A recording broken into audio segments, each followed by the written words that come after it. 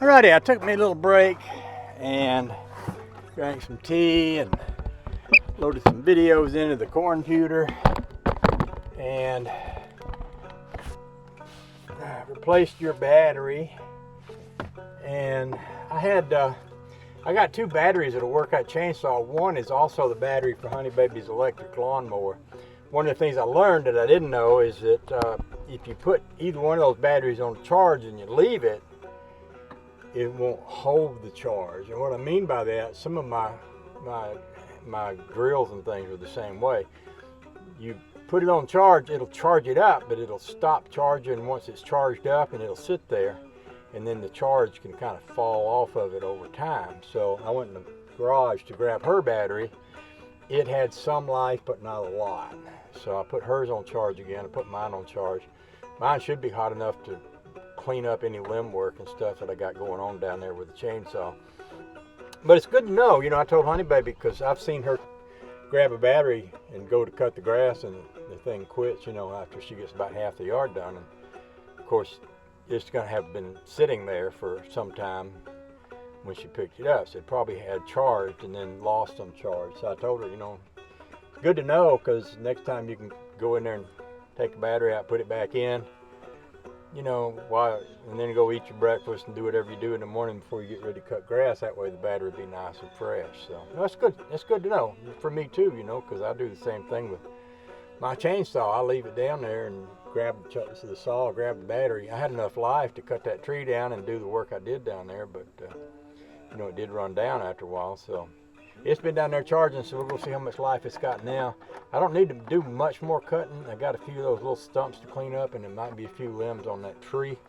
I'm going to drag them limbs off, and instead of making another burn pile, I might just drag them off in the woods. And I'll get the tractor to pick up those big tree pieces, and I'll put them somewhere down there. Last time, Bill came over and got a bunch of them because he was wanting to have some for his fire pit, and then Bobby got some for his fire pit. So if I put them, you know, off somewhere to the side, at some point somebody might come along and use them for something. And if not, you know, they deteriorate and become soil if, you know, enough time passes. So one way or another, I get them out of the way. So let's go down there and see how the saw is doing, and then drag some limbs off, and then maybe drag some tree limbs around, and then you know, just kind of go down that road.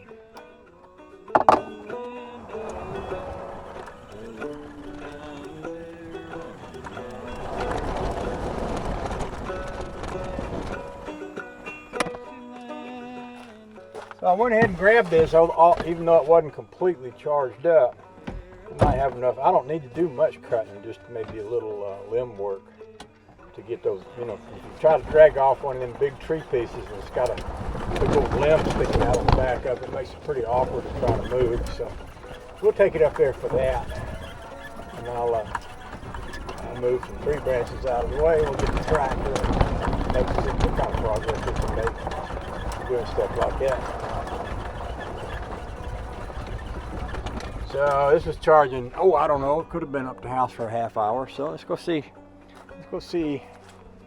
how much fire it's got. It's interesting, I got it while I was up there. I was on Facebook. A lady that I know in Maine had put up a picture of her, and she had bought a saw like this and used it to saw off a tree. Of course, you know, they had a big ice storm. They probably had some trees come down. So she put up a picture of one of these, a saw just like this. I thought, well, what do you know? That's a good, you know, I don't want to make any women statements that'll get me in trouble with women, but for a woman, let's just say, or for anybody who's never handled a gas-powered chainsaw, you have to mess with gas and oil, and well, you have to mix gas and oil on most of them, and then you have to mix with bar oil and a whole lots of things, you know. Whereas if you get a little electric saw like this, all you got to do is keep bar oil in it and keep the chain adjusted and keep the battery charged. It's just a lot more simpler. So I'm gonna go ahead and cut a few of these limbs off. I got some up here to make it a lot easier to move if I trim this up a little bit.